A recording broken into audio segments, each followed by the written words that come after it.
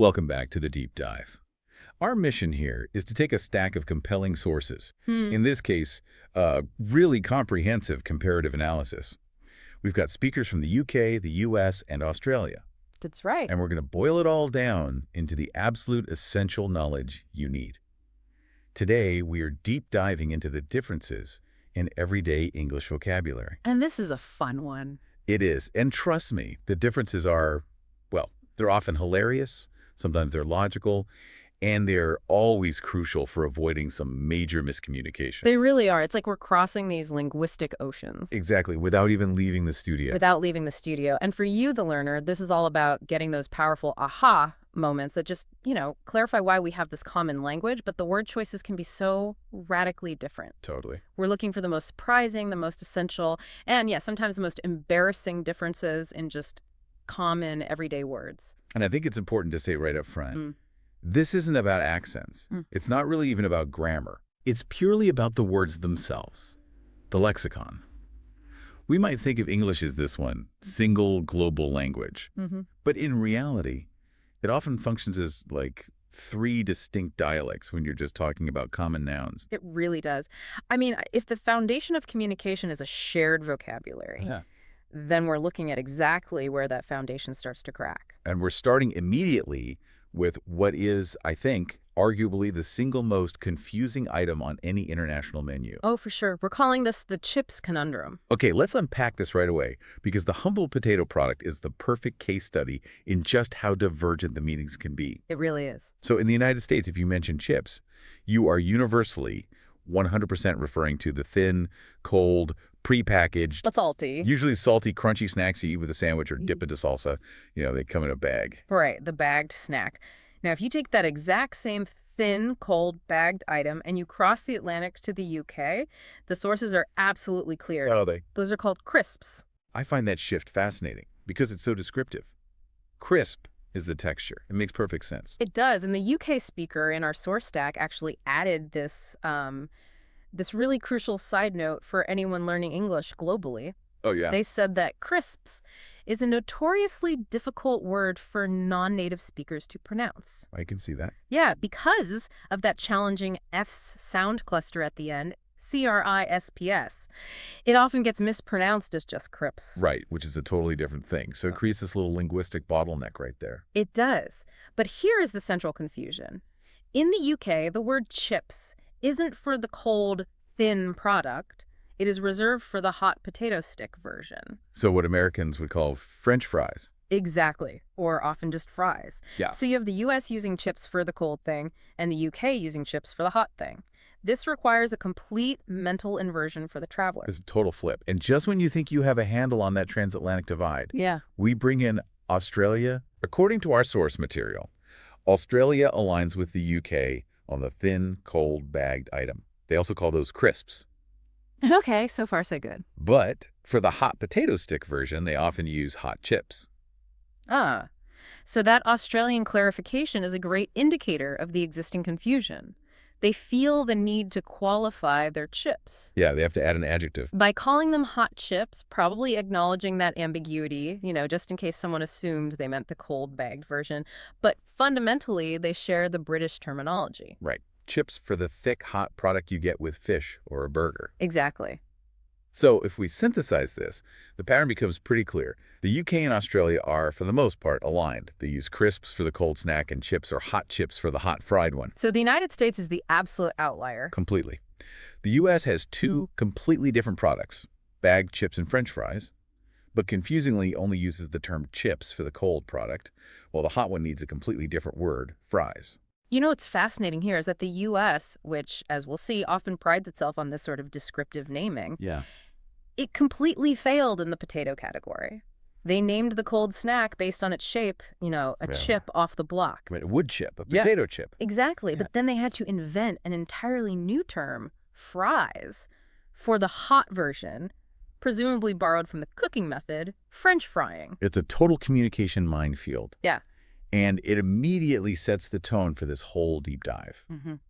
You just cannot assume familiarity.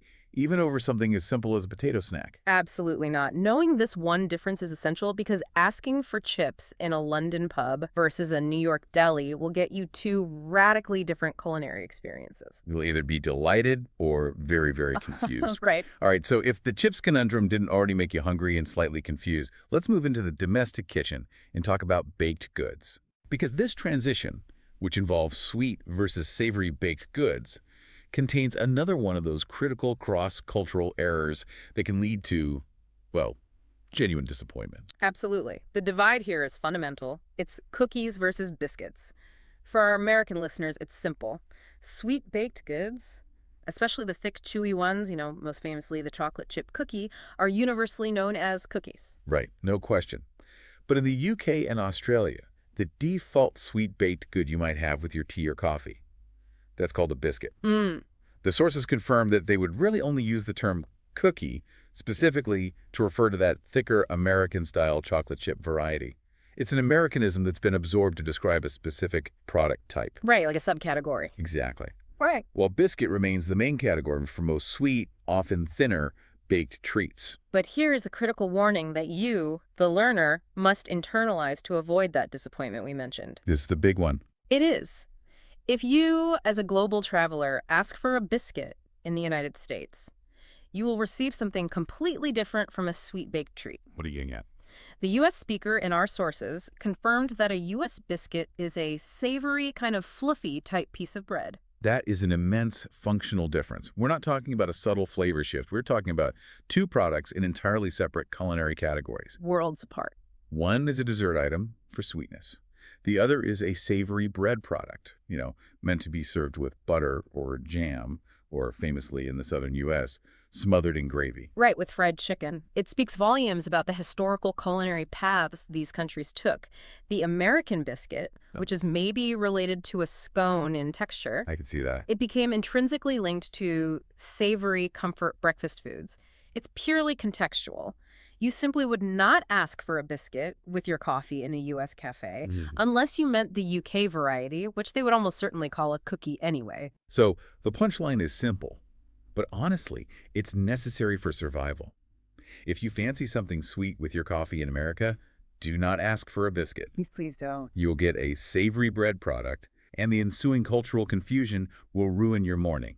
It's a moment that really highlights that vocabulary differences are often rooted in these deep functional differences in the culture.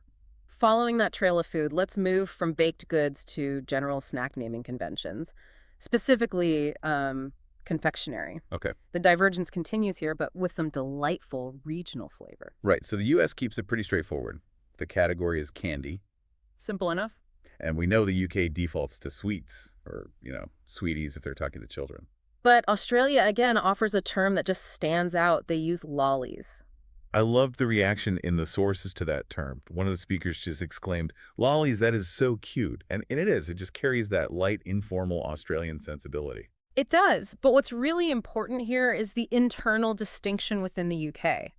While Australia uses lollies as this general term for all confectionery, Yeah. the UK speaker clarified that for them, lolly specifically refers only to sweets on a stick. Oh, so a lollipop. A lollipop, exactly. That's a perfect encapsulation of how a word can have a broad general meaning in one country and a hyper-specific subset meaning in another. Right. So if you asked a Brit for a bag of lollies, they might assume you wanted a whole bag of lollipops, not, mixed candies. Precisely. Okay.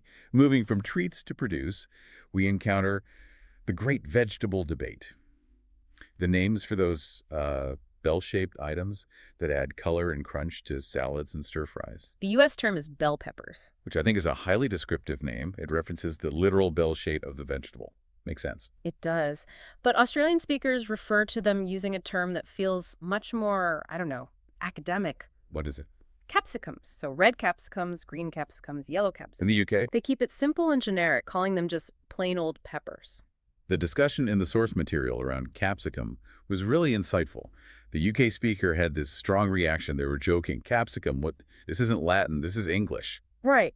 And that humor, it reveals a kind of resistance to terms that are derived from scientific or Latin roots entering the common kitchen vernacular. That feels very British. It is. A tendency to prefer common, established English words over something that sounds like it came out of a textbook. It also reinforces that U.S. pattern we saw earlier. The U.S. term bell peppers manages to be functionally descriptive. It tells you exactly what the vegetable looks like without needing the historical baggage of the Latin root. It just aligns with that trend toward linguistic clarity in U.S. English. Exactly. And our final item in this section takes us away from food, but it perfectly illustrates how deeply embedded regional vocabulary is. We're talking about bedding terminology. Oh, this one's great. The thick, padded layer on a bed. We have 3 completely different words for the same object. Okay, so the U.S. calls this a comforter. Australia calls it a doona. And the U.K. refers to it as a duvet. And the source material detailed the delightful confusion this causes. The Australian speaker found comforter to be weird, immediately associating it with something that provides, emotional comfort. Which, I mean, it does. It does. But the UK host, upon hearing doona, retorted that their term, duvet, was the superior word, and found doona even weirder. It's the linguistic bubble we all live in. The U.S. speaker offered some great context. She noted that she genuinely didn't know what a duvet was until she first traveled to Europe. Right. She said something like, "We just do not have those in the U.S. that I had seen." And that's a perfect piece of evidence. When a word is so deeply ingrained in your daily life, the alternatives just sound utterly alien. They do. And the names are often linked to specific brand histories or import traditions.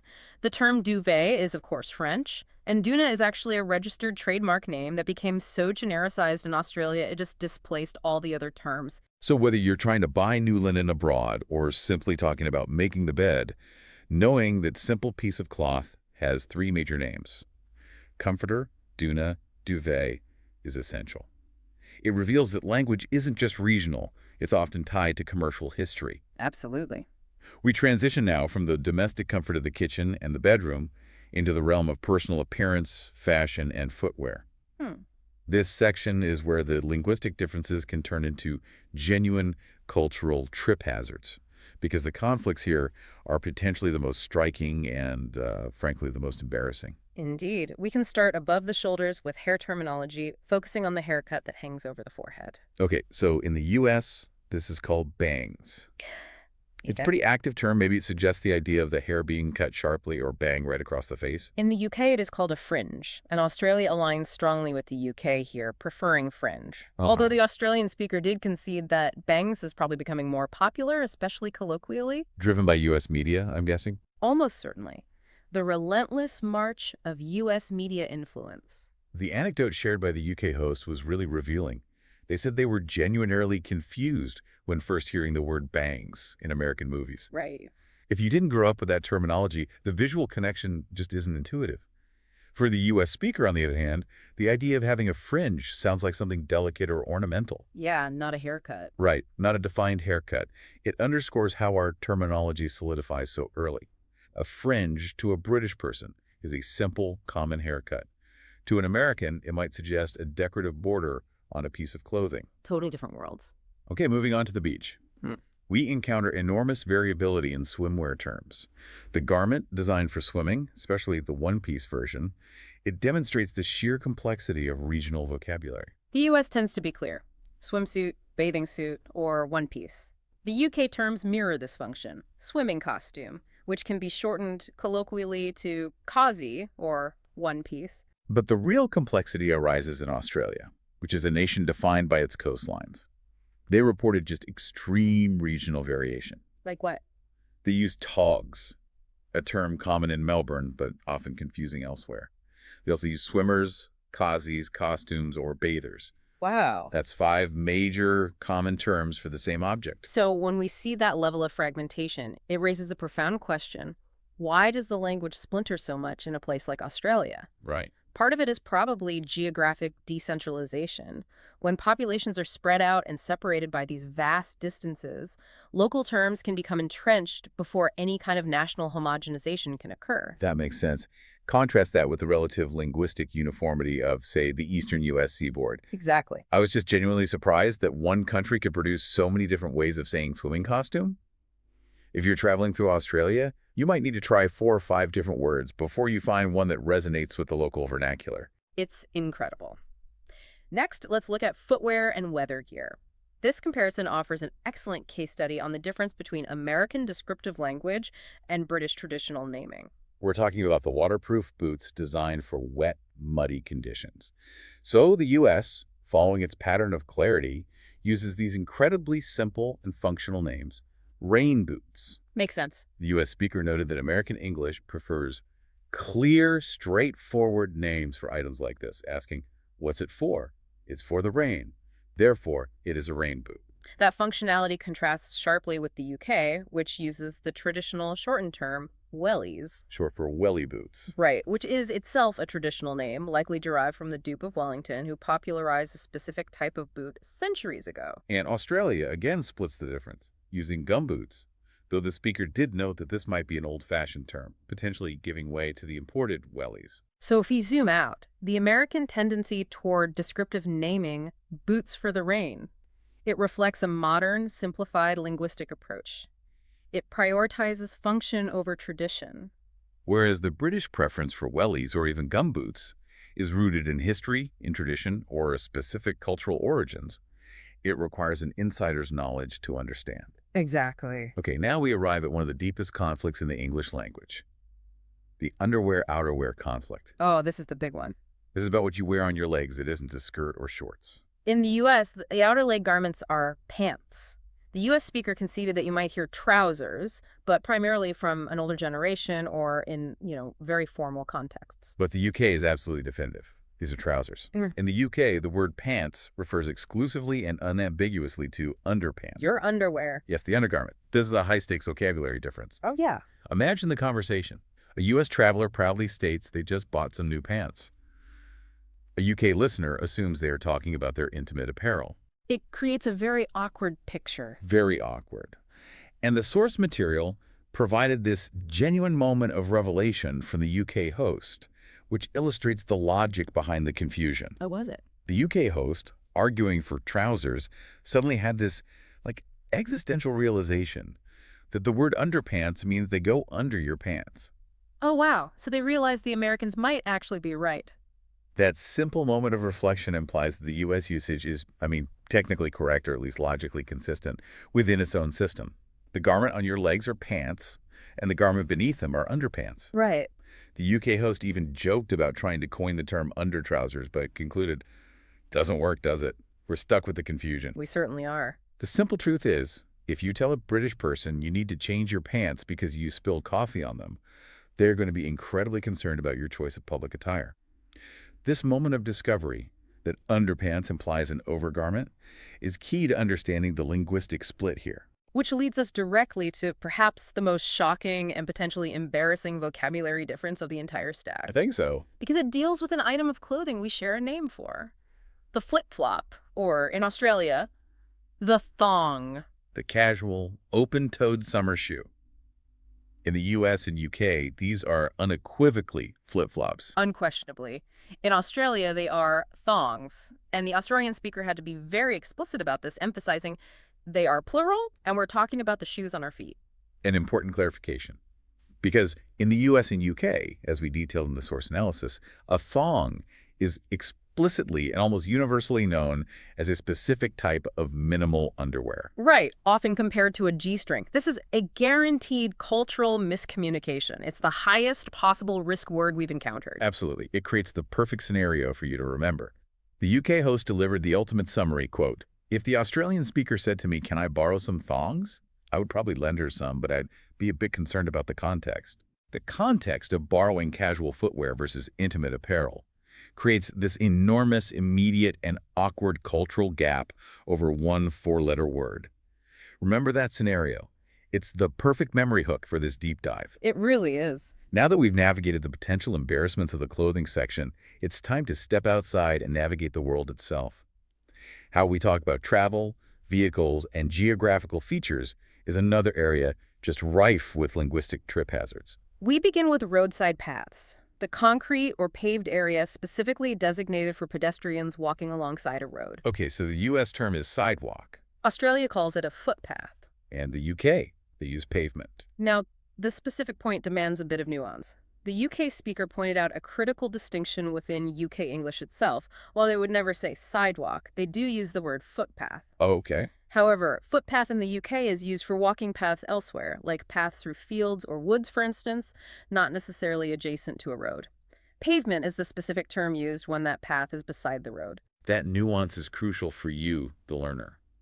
If a British person tells an American, walk on the pavement, the American might initially fear they mean the actual road surface. Right, the tarmac. Exactly. Because in the U.S., pavement often refers to the road itself. And conversely, if a Brit tells you to take a footpath, they are likely referring to a hiking trail, not necessarily the path beside the high street. The difference really reflects the physical realities of the countries. In the densely packed, historically layered UK, where roads and paths have evolved over centuries, maintaining that distinction between the specific roadside pavement and the general footpath makes a lot of geographical sense. It does. Okay, moving from foot traffic to vehicle traffic, let's look at the names for major roads, the high-capacity, multi-lane highways that connect cities. In the U.S., these are typically called a highway or interstate, the latter referring specifically to the national, federally regulated road system that spans across state lines. And Australia uses the terms highway or freeway. The UK response to these terms was perhaps the most revealing linguistic reaction to infrastructure in the whole deep dive. Oh. They use none of the US or Australian terms. They never say highway. Interstate is obviously irrelevant because they don't have states in that federal sense. Right. But the reaction to freeway was telling. The UK speaker found the word freeway sounds dangerous. Dangerous, yeah. Yeah, like you can do whatever you want on the road. Wow. That highlights how deeply cultural perception is woven into language. The U.S. term interstate is entirely dependent on the existence of a federal system with states. And the UK's negative association with freeway, a road offering freedom, suggests a more controlled linguistic and perhaps legal environment around their high-speed roads, where names like motorway, M-road imply structure and regulation. That structural difference is absolutely key. When the infrastructure itself is named differently based on governance, federal versus national, freedom versus control, the vocabulary reflects that underlying priority. For sure. Next up, large transport vehicles, what most people call an 18-wheeler or a semi-truck. So the UK calls this a lorry. Australia calls it a truck. But the U.S. terminology adds another layer of specificity, preferring tractor-trailer or sometimes just semi, which is short for semi-trailer. This is where the U.S. speaker, in our source material, got delightfully insistent. Oh, no, I remember that. She cited her research via her 2-year-old son's library, arguing that the books consistently used tractor-trailer, and therefore, in her mind, that was the most correct answer. It's a brilliant anecdote because it shows how vocabulary is culturally imprinted on us from the earliest age. When she claimed, I have the proof that my answer is the most correct, based on children's literature, she was really highlighting the process of cultural normalization. The U.S. system normalizes the name based on the two distinct components of the vehicle, the tractor, which is the cab, and the trailer, the load. Right. Whereas the Australian truck and the British lorry are simplified, single downs for the massive vehicle. The U.S. term remains descriptive of the two components working together. And again, we see that U.S. preference for descriptive clarity, even if it leads to a longer, more technical name. Exactly. Finally, in this transport section, we look at patches of nature, a collection of trees. For U.S. and Australian speakers, the primary and general term is forest. But the UK preference is strongly tilted toward woods, usually in the plural. The UK speaker was very specific in their definition. They said forest implies a huge area of trees, of woodland. So the UK makes a distinction based fundamentally on size and scale, where the US and Australia often use forest for any significant large collection of trees. And that distinction is rooted in geography. The UK, being a relatively small and densely populated island, has very few truly enormous tracts of wilderness that fit the scale of a North American or Australian forest. That makes perfect sense. Their smaller, often managed areas are more appropriately called woods. The U.S. speaker's reaction was delightful. They found the woods sounds like something you might hear in an old-fashioned fairy tale. And the UK host's perfect retort was, yeah, well, sometimes life in England is like an old-fashioned fairy tale. Which is just a great line. And that witty exchange helps us remember that these simple terms, forest versus woods, they carry immense cultural baggage. They imply landscapes of vast, untamed wilderness versus older, more managed, and perhaps more mythologized landscapes. A lot in just one word. Let's conclude our deep dive by focusing on where people live, shop, and what they call the facilities they use, the vocabulary of retail and public spaces. Okay, starting with housing. Specifically, a living unit within a larger building structure. The U.S. calls this an apartment, and Australia aligns with this term. The UK, however, uses flat. They refer to a large building containing many units as a block of flats. And the UK speaker confirmed that flat is the standard term. They said they generally don't use the word apartment unless perhaps they are dealing with high-end luxury rental units, where the American term has been imported to suggest a bit of prestige. Marketing. Exactly. Okay, moving on to grocery shopping, the large retail center where you buy food. The U.S. defaults to grocery store. And both Australia and the UK are aligned on the term supermarket. However, the UK adds some interesting nuance that reflects older shopping habits. They still often use the term the shops as a very general term for going shopping for essentials. Right. Furthermore, they retain the highly specific term grocers for a shop that only sells fruits and vegetables, which is distinct from a full supermarket. That's a key distinction.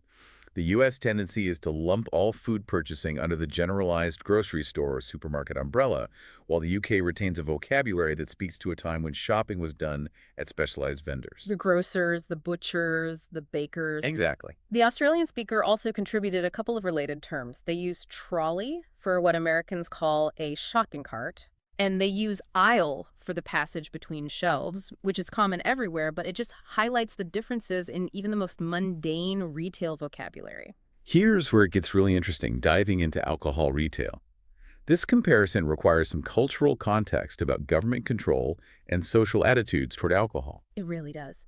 The source material noted that alcohol sales are generally more controlled by the government in the U.S. compared to the U.K. and Australia. Which were seen as very open, maybe too open to alcohol. Right. And this government control directly influences the naming conventions and the structure of sales.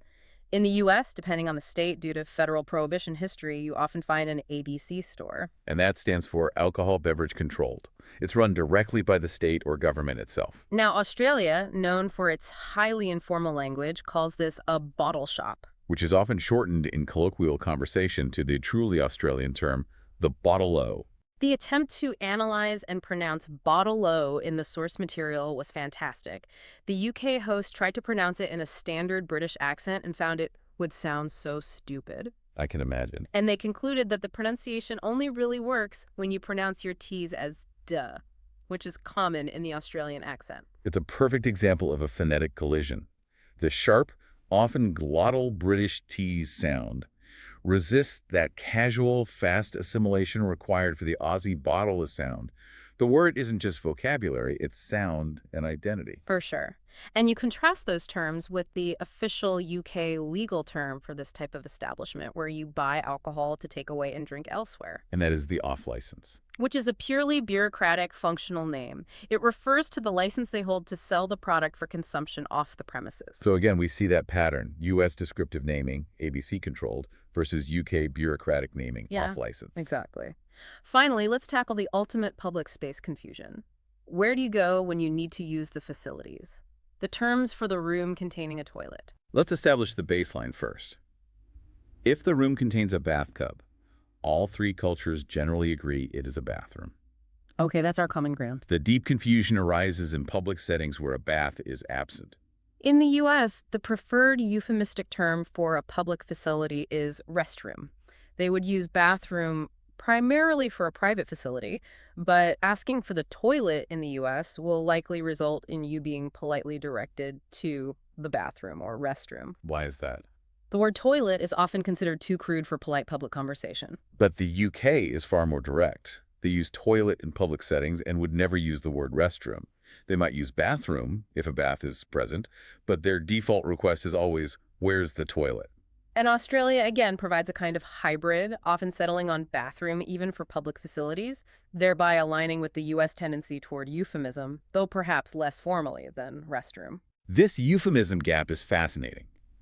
The U.S. prefers these polite, vague terms, a place to rest, a room with a bath, whereas the UK uses the name of the main object in the room, the toilet.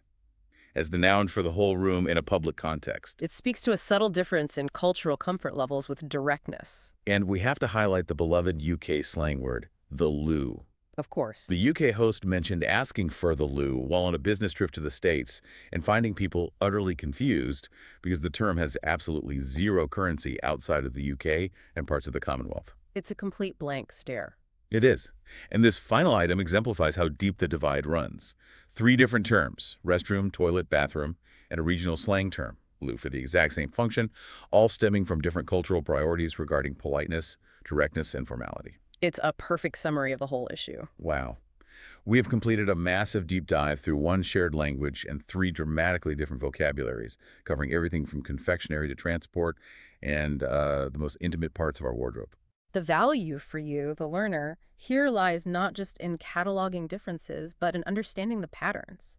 The biggest aha moments are those high-stakes conflicts. Definitely. You know, the absolute danger of asking for pants in London, the cultural chasms separating Australian thongs from US-UK thongs underwear, Yes. and that foundational confusion over the 3 different identities of the potato product, chips, crisps, and fries. Understanding these specific vocabulary differences is critical for communication. Yeah. It's the difference between being understood and just being listened to. That's a great way to put it. It's also about avoiding those moments of awkward silence or outright confusion that can just derail a conversation. And when we look across the entire body of sources, the meta pattern is pretty clear. American English often tends to be more simplified or functionally descriptive. Rain boots, bell peppers, sidewalks, compared to British or Australian terms, which are either traditional, shortened, or highly regionally specific. Wellies, capsicums, pavement. This comparative analysis should be your starting point for exploring other language differences. These vocabulary choices are not random. They are deeply rooted in history, in specific local commercial habits, like the Duna brand or the specialized grocers. Right. And as we saw with the ABC stores, sometimes even government regulation. Which brings us to our final provocative thought for you to consider. We spent all this time discussing what words we choose, but as the source material noted, English is not a strictly phonetic language. Right, which means pronunciation is a separate issue entirely. So how much of regional identity is bound up not just in the word choice, but in the phonetic shortcuts and the specific sounds we use to say those words? That's a great question. That same simple word, whether it's chips or trousers, can sound radically different across the ocean, even when the meaning finally aligns. It's the full linguistic package, the word choice and the sound, that subtly shapes our perception of the world and the association that we form. I mean, consider the UK speaker's reaction. Why did a UK driver perceive a word like freeway as inherently dangerous? Yeah. It's not just the definition, it's the sound, the rhythm, and the association with uncontrolled, un-British infrastructure that creates that linguistic bias. Next time you hear a new term, don't just ask what it means. Consider what the sound of that word is telling you about the culture that uses it. Thank you for joining us for this essential deep dive into the surprisingly fractured world of English vocabulary. We'll see you next time for more essential knowledge.